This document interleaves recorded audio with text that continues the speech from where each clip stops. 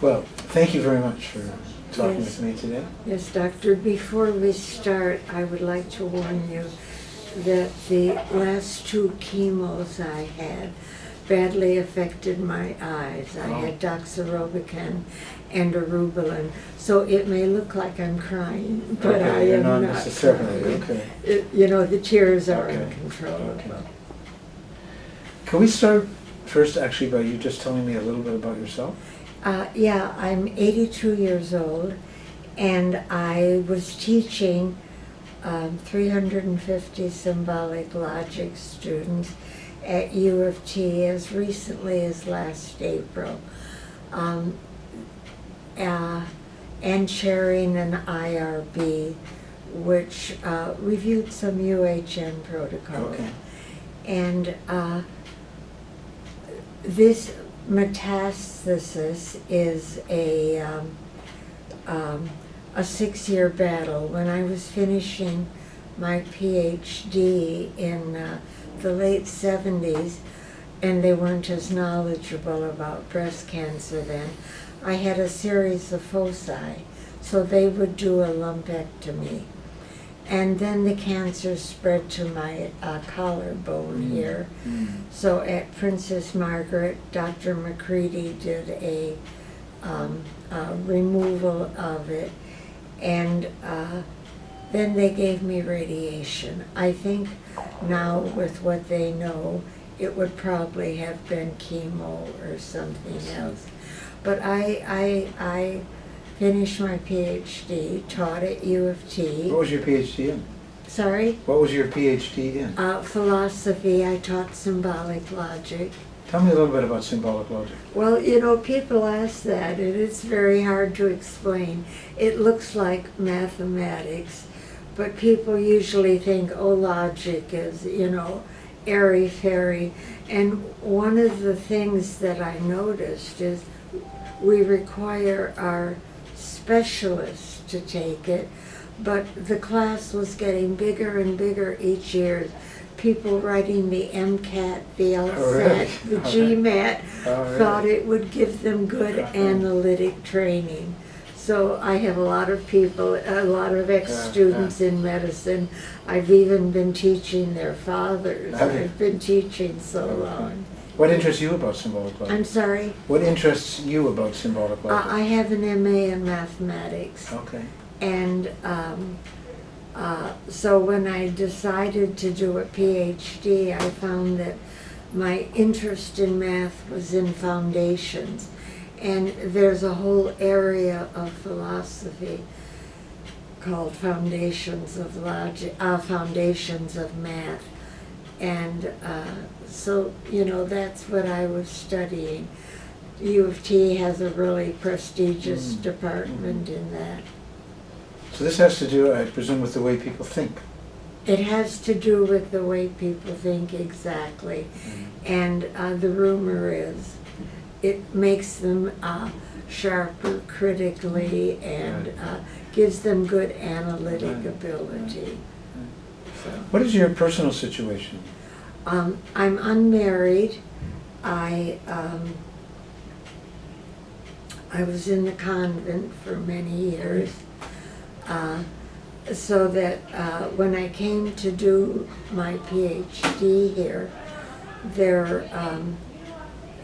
it was the time when the church was in great upheaval, and a lot of my friends from my group in the convent were leaving, and I realized that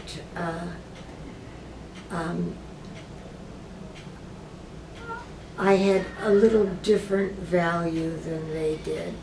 So I left the order and devoted myself to study and teaching, which proved to be, I taught till 82, so it proved to be a very rewarding career.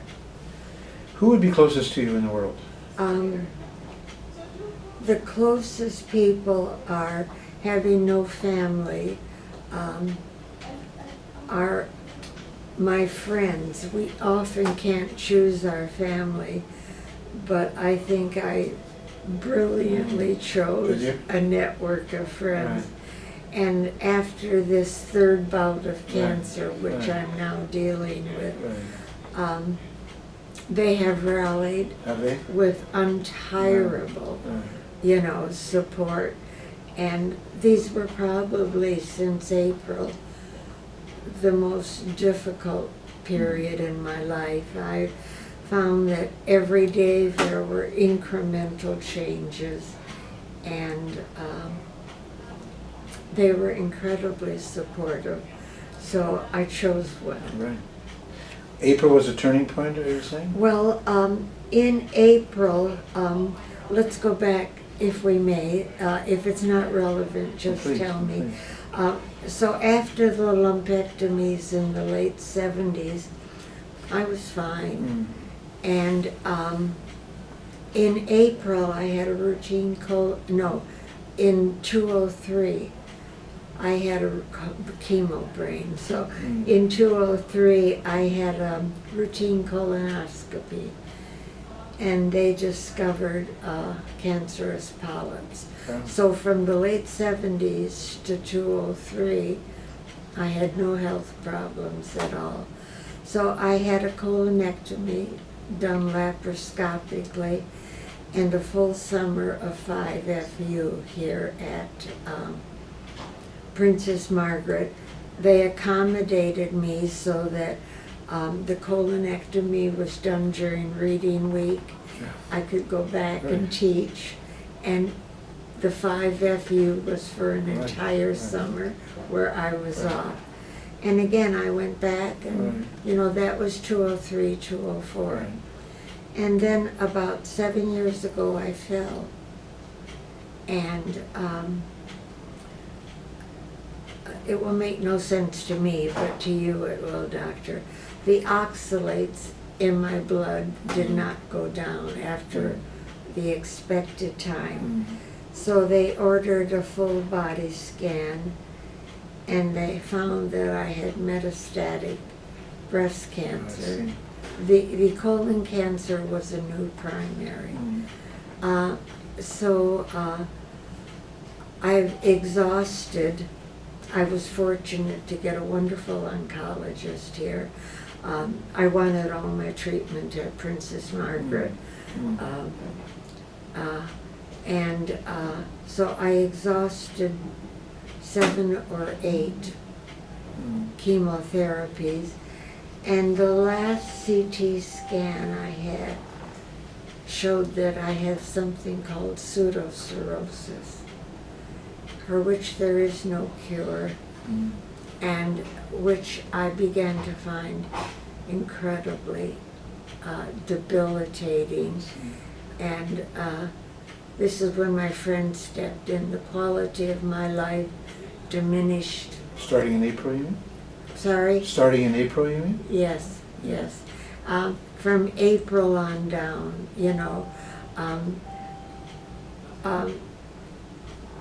I was willing to do battle until I did some research on pseudocirrhosis, and the liver cannot regenerate. So, but my oncologist, to whom I am immensely grateful, never talked down to me, answered my questions very, very honestly, gave me all the support I need.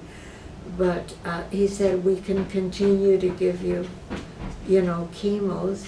They're going to be debilitating. You'll change one symptom for another. And, but he was willing, and the support I've received here. What did you say when he said that?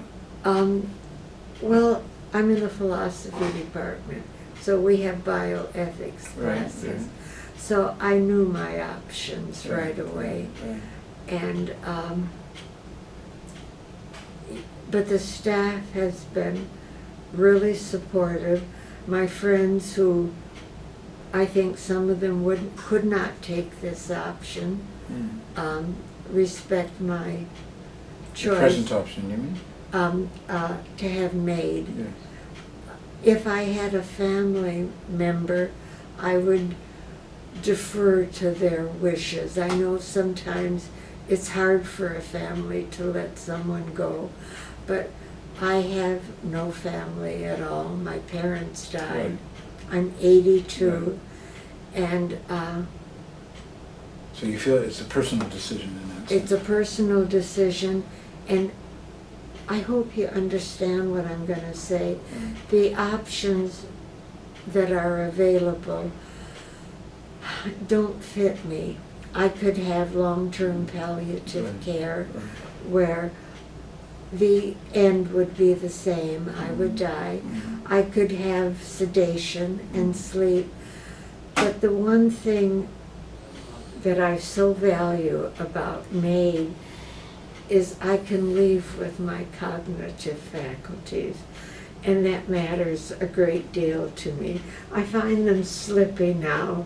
Yeah. You know, my friends say, oh, everyone forgets, but there are things I saw with much more clarity, and so MAID seems the perfect option. I'm not depressed. I'm not anxious. I feel lucky, doctor. Right. Your cognitive abilities might be one of the things you value most about yourself, would you It say? is. It's the thing.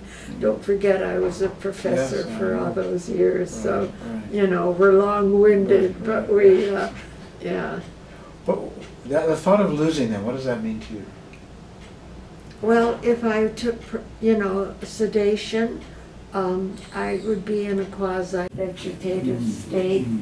I wouldn't recognize, you know, my friends, my environment. In a vegetative state, I would just be out. For some reason, I want to give as fully informed consent as I can. You know, I'm so glad the government passed this law. And the team that will assist me, I've met them. They've answered every possible question I could think of. And again, I feel very lucky to have this opportunity. So one of the motivations is not to have to endure that kind of cognitive decline. Is that right? But, you know, going into palliative care, every morning little increments of my person are gone. I won't rattle off the side effects, but, you know, things that are important for daily living, I can no longer do. I can't control my tears, you know. People walk in and I think, oh, I know that person, but I'm losing it in small increments. And it seems to me, since the end is the same, you know, this is a perfect opportunity. So it's not having to endure losing yourself as a person, actually. I'm I'm losing saying my it's- hearing too. Part of it is about not having to lose yourself as a person. That's right. And the part of me that I have spent most time trying to develop is, of course, my mind. And it's really, Right. I want to say Right. with full consent. Now, you mentioned you have no family. That's right. So does that mean you were an only child? Or? I was the only child, yes. My father died early, my mother died early. I've outlived both of them. How long ago was that they died? My father died in the 50s. He was 50-something. Oh. My mother... Of what? I really don't know the families. My father left my mother and I see. So I was raised by a single parent. And your mother? My mother raised me, and she died in her early 70s. Of what? Subdural hematoma. Was it an injury or? Yes, it was an injury, a bad fall. And Is this here in Toronto? No, she would visit me. I grew up in Michigan. Oh, did you? I've never gone back. I love Canada, and with Trump running, Right. who would go back? When did you leave the United States? I left when I left the convent in the early 70s and came to do graduate work here. So how old were you when you went into the convent? I graduated from, I was in convent boarding school Oh. my whole life because my mother was working to support me. So I was 4 years old when I started. I see. This is in Michigan. I'm sorry? In Michigan. In Michigan. So then going to the convent was kind of a natural thing to do in a way. If you Well, my mother's an Irish Catholic, was Okay, an Irish okay. Catholic. So, Yeah. you know, she came from Ireland, from Limerick, and she wanted to give me what she thought would be Yeah, most yeah. valuable, which was a good education. What was she like as a person, your mother? The sad thing about that is, because I was in convent boarding school, she was generous. She worked to give me everything she Yes, possibly could, Yeah. but I don't think we really got to know each other No. like you would if you lived at Yeah, home, you yeah. know. I mean, she went out of her way to help me. Yeah. It was hard in Yeah. those days. Think back to the, Yeah. you know, 60s, 70s. I was born in 34. Okay. So you can imagine a single parent Right. at that Yeah. time, you know. What was life like in the convent school? I was a bad Were you? girl, yes. What did you do that was bad? Well, my mother would count the number of suitcases I would bring home. I was expelled from 3 very posh convent boarding schools. What did you do that caused you to get expelled? Well, one thing I remember the nuns really resented was lights out at night. Yeah. So I would go to the bathroom in a stall, pick my feet up, and read a book. I see. And I'd hear, "Get out of there, go to bed," you know. I have to say that to keep me in those boarding schools was a great work effort on my mother's part, you know. When my father left, we had nothing, so she worked very hard to give me an education. Right. Did you have good, close friendships in the boarding school? It's strange. The boarding schools were all in Michigan.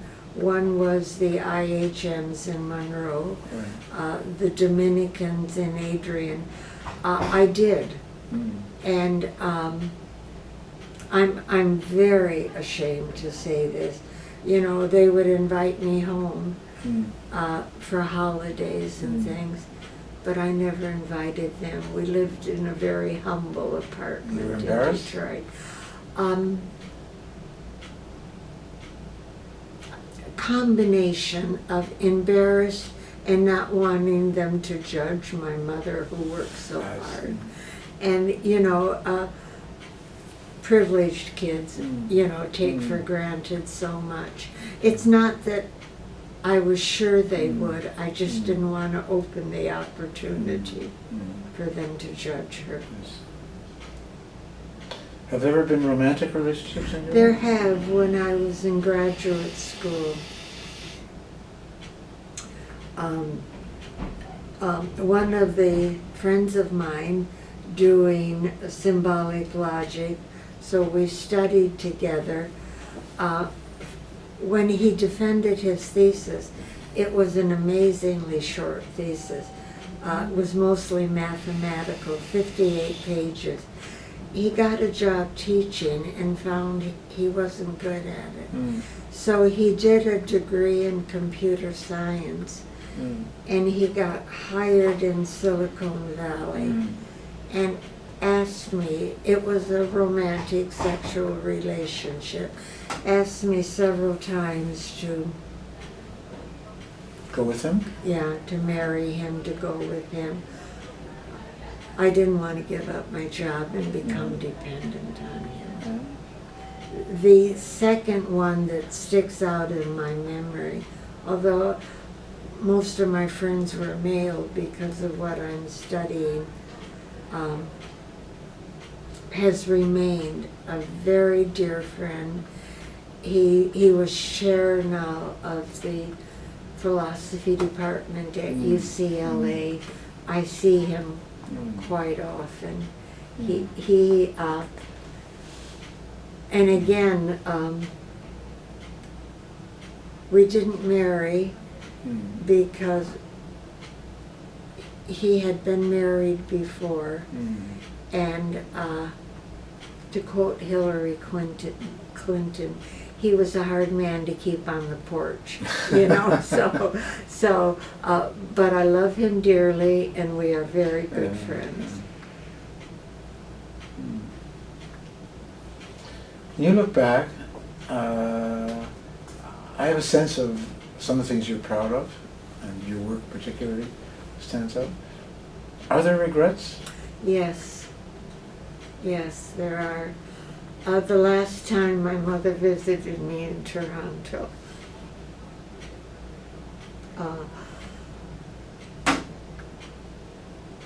I was a grad student. She would help me financially. I never got the opportunity. It was always there as a subtext to everything I did, but I never got the opportunity to really openly, not just leave it as a tacitly understood thing, how deeply I appreciated her. And that was the last time I saw her. So, you know, my friends who are coming to see me now, I say to them, you know, you never know when you'll have your last run, your last tea with a friend. Carpe diem. See, You wish you maybe would have told her? I wish I would have said openly. I mean, I think she knew, she was proud of me, but I deeply regret not telling her that. There are some other regrets I have, but these I think are pretty normal. Not keeping touch with friends I had made, writing the thesis, as you probably know, is a, do you mind if I adjust my position? Can I help you? No, just sometimes. Right, thank you, doctor. Writing the thesis is a very isolated experience, and one of the problems, and I know you know this about us, is academics become very self-absorbed. So I would fail to answer their calls, their letters, and you know, the loss of friends is sad. But in my later years, as I was telling you, I think I made up for it. There are 3 people who have valiantly helped me through my most difficult 6 months of my life, from April till now. And I don't know how to thank them. I'd have to invent a new language, and we don't have time for that. So. No, I understand how important they would be. Although I have the impression that you're somewhat of a private, independent person. I am, and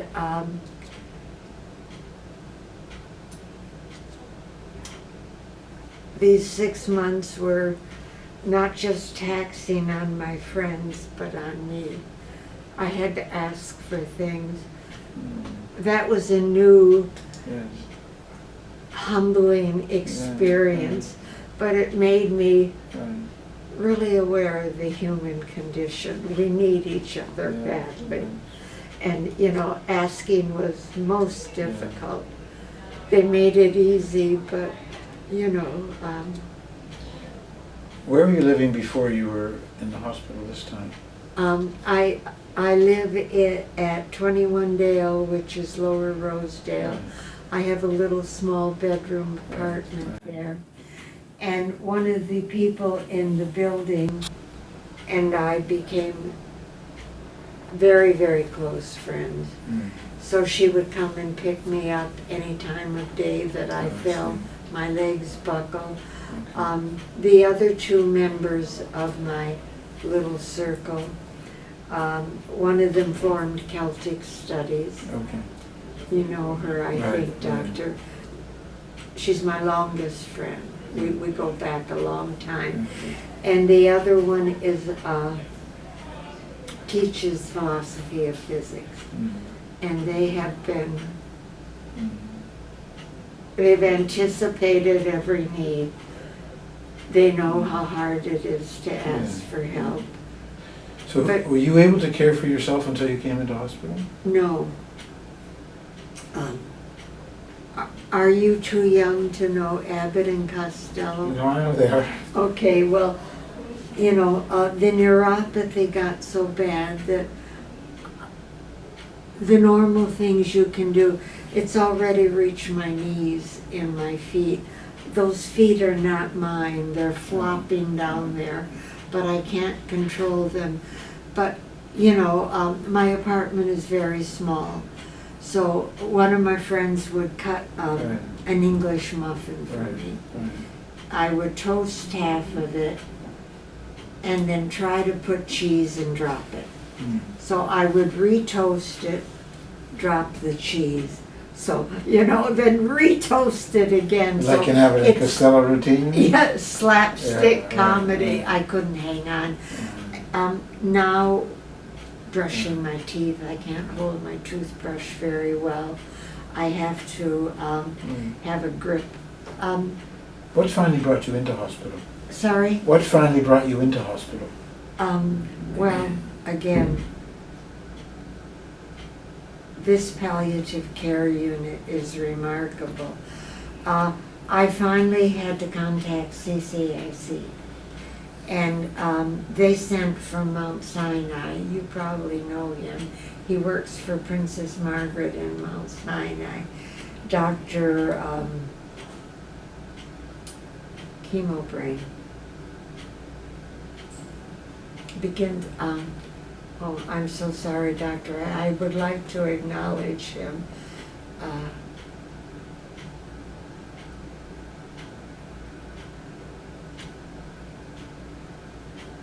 Roland, Sure. I'm sure you know him. Yeah.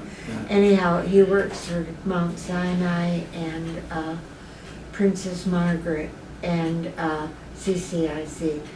So he came by for palliative care, and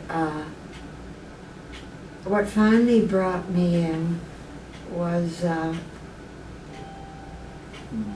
the acknowledgement that I really could not, that I had lost my independence. And you couldn't manage at home anymore. That's absolutely could not manage. I had to give up. Right. It was the last thing I gave up, chairing the IRB, because I couldn't type because of the computer. So, and at the time I was ready to come in, you were redoing your protocol for MAID. How did the idea for MAID come up? How did the idea of MAID? Well, you know, I read a lot of bioethics before, Right. especially, it's been 3 long bouts of cancer. So when the law passed, I wasn't ready, but I thought, I remember Dr. Lowe, remember from the SARS condition? I remember him saying, they do it for animals and not for humans. He made a tremendous contribution, and I'm so honored to think that one of the doctors involved in giving me MAID was a friend of his. I mean, you know, he was a remarkable man. Did you have any reservations about MAID? No. No. No. What about on the religious? Well, you know, I'm not sure. I think I'm agnostic. it would be lovely if I could flutter around and take care of my friends. And but you know, doing philosophy, as I said,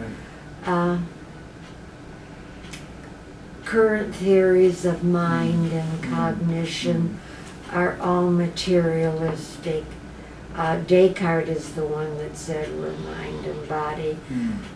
I think it's probably the end of me, but how many 82-year-olds had such a good life, Doctor? You feel satisfied with your life? Absolutely. I feel fortunate. Fortunate that the university wanted me to keep teaching, you know. Fortunate for the care. Glad to meet you because I've heard so much about you. For someone someone else who was in your situation, who hadn't made such a decision, would you have any advice No, for them or any? Absolutely not. I would absolutely not. I think it's a highly personal choice, Right. and no. This is a professor who would give no advice on that at all. You know, I would let them talk, but I would. Each person's situation is so different, you mean? I do. No family, nothing, right. no ties. Right. You know, if I had even one family member, not even close, I would defer to them. Because I've seen how hard it is for family to let someone go. Now this is being contemplated, as I understand, in about 5 or 6 days or something like that? Yes, I believe it's going to happen the day after Thanksgiving. Yes. Do you have any wishes between now and then? Well, you know, Trish has been in, the doctors involved in it said I can have any music I want, anything I want, you know, what kind of clothes do I want to wear. And it might be a reflection on my temperament. I want it as simple and as small as possible. So I'm going to have it. I hope they'll lend me a hospital gown. And I'm going to have that close network of friends. They will be here at the time? They'll be here. I've invited Trish and my GP, who has always supported my decision to come to Princess Margaret, has carefully laid out my options and everything. And did you choose music or watch music? Well, you know, I love music. It's been an important part. Music and math go together. But no, I want this very simple. I joked with one of my friends, now this you won't know. Well, I want the song, she'll be coming around the mountain when she comes, you know. She'll be driving 6 white horses. No, I want it quiet. And from what I'm told about the process, it can be very fast. I'll be sedated. And then 4 injections. I guess one that inadvertently was given to Michael Jackson, propanol. But I want it simple and quiet. What is it about simplicity that matters? What is it about? Simplicity. You mentioned that you want it to be simple. Maybe it's my math training. The beauty and the clarity of the simple has always attracted me. Would that have been true of the convent also? No, I'm not exactly sure, Doctor, what motivated me to enter the convent. As I look back on it, sometimes I think, well, all of my friends' parents were getting divorced, they were wealthy and had everything. Why aren't they happy? Sometimes I think I couldn't think of any other option. Sometimes I think Catholic, Irish, you know. I'm not sure. I just wondered if there was a simplicity about life in the convent. Certain aspects. But, you know, contrary to what people think, every organization has a bureaucracy and, Yes. you know, and, well, the church is notable for cardinals playing. Yeah. But the meals were simple if you knew the routine. The Vespers and morning Gregorian chant were pure and Right, simple. right. Is there anything you want to mention to me that we haven't talked about that you think might be important? I want to reiterate something. It's really a pleasure to meet you, and I am so lucky with the compassion and intelligence that I've met among the staff. I think it takes a special temperament to deal with palliative care, and they're all ages here. One of the volunteers who comes in to do the grunt jobs said to me her 9-year-old son died here and she wants to be here. You know, some of these are young women who could do anything. Right. I think it takes a special temperament, and I feel really privileged. Well, it's been a privilege to talk to you, actually. And to you, and to finally meet you, Oh, Doctor. very Thank good. you so My much pleasure. for coming. And this interview is a kind of gift, because I think it will help people who want to understand what it's like to be in this Well, moment. you know, I'd like to pay back. And when I first came into Princess Margaret, our mutual friend and friends, we have several in the university, said to me, "Oh, I hope you meet Gary Roden." So thank you for making the time, Doctor, and for doing the interview. You've made it easier. If I didn't know about you and your compassion, it would have been harder. Well, thank you, and it's been a pleasure for me to be able to talk to you. Thank you. Thank you so Very much. blessed to you. And thank you to our photographer. Thank you. Thank you. Thank you, Louise.